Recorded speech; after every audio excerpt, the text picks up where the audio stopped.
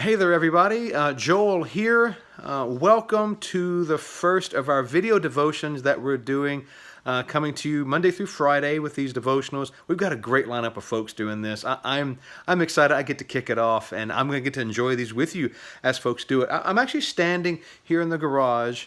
You may say, Joel, why in the world are we in a garage? Well, it is the garage of the place we live. Okay, I'm not in a stranger's garage. It's mine. Friday morning. Here's my project I'm actually working on today. Let me show you this. This is, I can't flip the camera around when I'm recording, so I have to kind of do this a little cumbersome. Well, this is definitely not high production quality. Okay, here's what I'm working on today. This UFO looking thing, okay, it's a disc. It's actually the top of a prop for my Christmas light show called a mega tree. Okay, this sits on top of an 8.5 foot, or 8.5 foot high black pipe. It sits on top of that, actually screws into it, bolts into it, and then a star sits on top of this, and the strands of lights connect and hang down to the ground. And one thing I learned very early on with doing all this is that, first, I have a blast doing it. I just love this. It's like I feel like, a true elf. I'm just always doing something with it. But I learned that when you're cutting metal, when you're having to cut it with a pipe cutter or you're having to thread something, you got to be careful. Believe it or not, I have soft hands. And it sounds kind of funny to say, but it's true because I fly a desk. I don't work with my hands for a living. I respect those people who can do this work without gloves, but I have to wear gloves. I have to wear work gloves whenever I'm doing this stuff because I can cut myself very easily.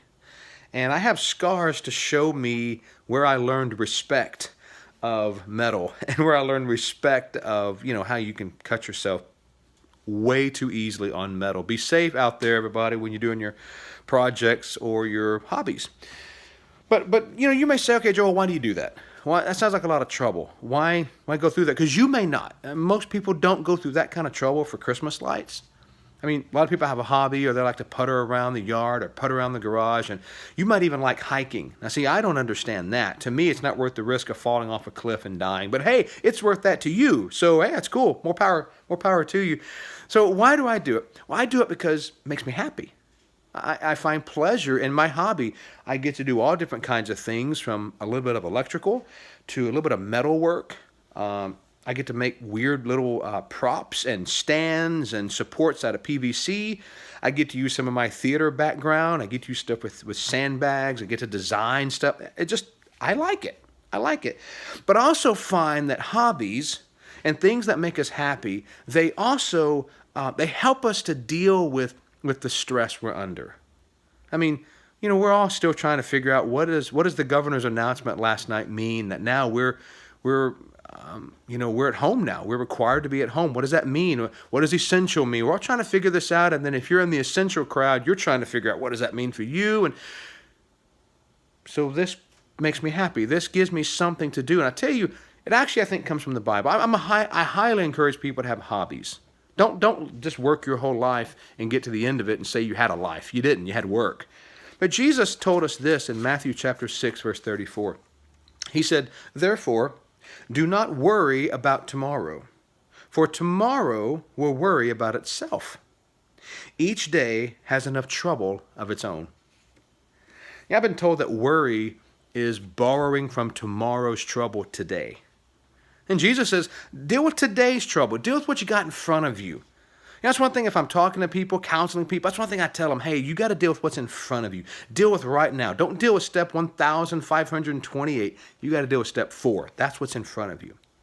That's kind of what we're doing. We're dealing with what's in front of us. And I tend to find the silver lining.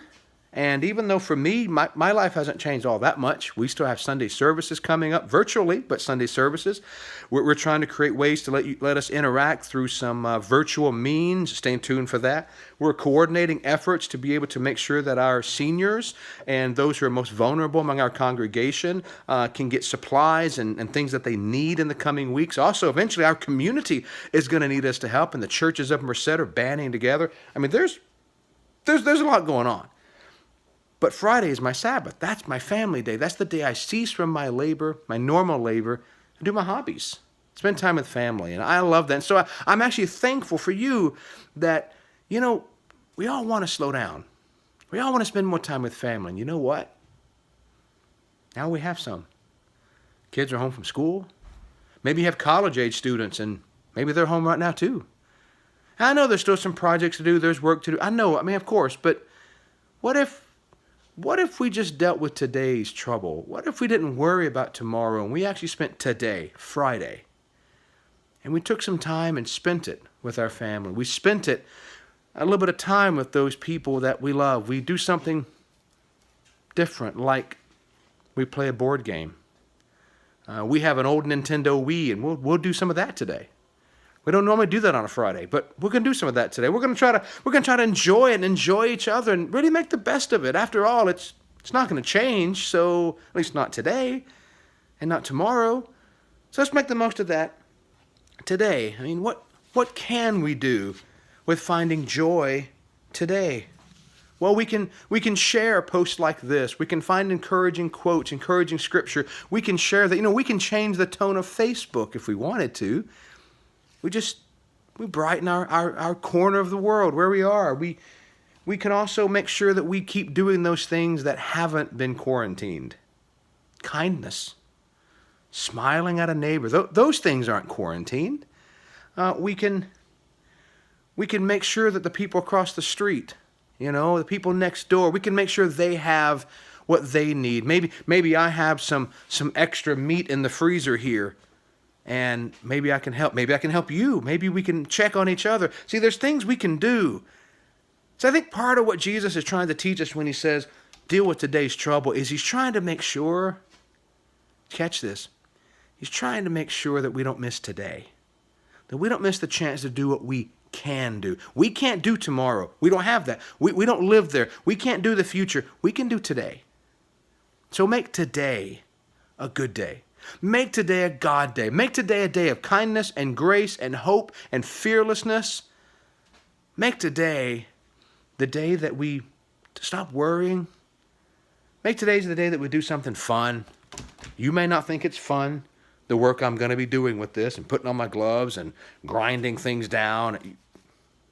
I'll have a blast. My kids are going to be helping me later on. We're going to light it up for the first time in the garage, see for the first time how it looks. That's my thing. That's our thing. But whatever your thing is, do that. Do that. Love your families. Text your friends. Call your friends. Check on someone who doesn't have social media. Share this message if they do. Most of all, be Jesus with skin on. Be the hands and feet of Jesus. Just make sure those hands are washed. Praying for you guys. Hang in there. Love you much. We're going to get through this. We are still the church.